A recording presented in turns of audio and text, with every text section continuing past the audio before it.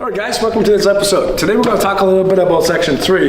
This part, or the one that with the bongs out to the muns out, right before we kick, and then come back to the guns out, right? Now,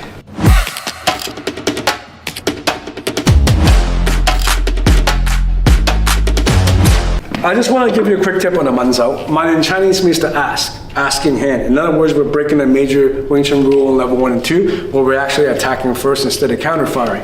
It's not just a technique, but it's also a concept. Today, I'm just going to go through the actual technique. Learn here in muns out. There's many ways to get power, but in order to learn many ways to get power, we first got to learn how to avoid some common mistakes. Common mistake number 1. Here, people wind up to do the muns out.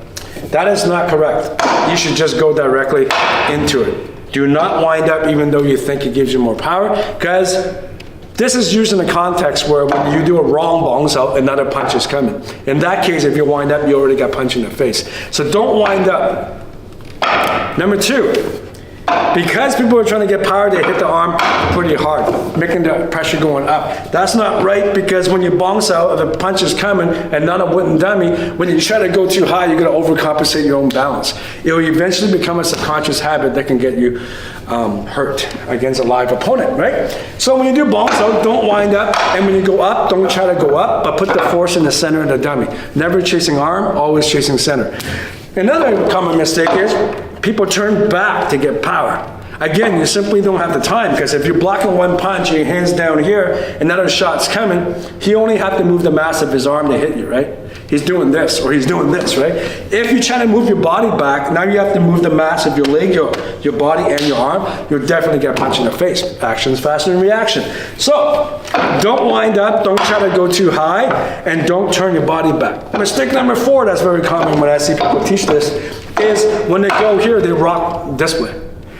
The reason why they put the weight this way is because they're preparing for the kick going this way. But that's not the best thing to do, because if the shot's coming on this angle and I'm trying to stuff it or jam it, if I put my weight here, when he's putting his weight here, I'm going to throw myself all over the place, right? Because he's putting his whole weight behind the shot coming this way. If I put my weight this way, I'm going to get hit unless I'm ducking, which is a good response, but not for this part of the wind dummy. That's not what the muns out's for. When we get back, I'll give you a couple of applications with Chris, and then we'll talk about it some more. Right guys, Chris, please come on in. So how do you use the muns out technique, right? If you use it from a conceptual base, man means to ask for hands to attack first, there's hundreds of techniques you can do. If you do it from a literal point of view, then there's also many things you can do. Today I'm going to give you one out of hundreds of ways because of time constraint. If Chris is punching and I'm doing a parallel technique, which is a jumsa, paksa, gansa, bongsa, that would be correct. If you punch with this hand and end up on the inside gate, paksa like this, gansa like this, bongsa like this, bongsa like this, that's considered a wrong technique in Wing Chun, simply because if I'm on the outside, he can't really throw that shot safely. If he does, I'm already in, right? But if I'm on this side, and I do a paksa here and here, that's wrong because I open myself up. If I'm here, I am in trouble. If I'm here, I'm in trouble on both gates, right? So, how do you stop a hand like that? If he punches me, if I pass out wrong, he punches again, I pass out this way, this is not realistic. I'm going to get punched in the face. He's pulling it because he's my friend. That's one thing, because of the angle. Second thing, because of speed. If Chris is going fast and I'm trying to pass out on the inside, I'm going to definitely get punched in the face. If I don't, it's because of luck or he's drunk, not because I'm any good. So, in Wing Chun, they give you a recovery technique of the muns out. So if he punches me, he punches again. The muns out allows me to recover, because when I'm here, it's a big line. It swipes from high to low.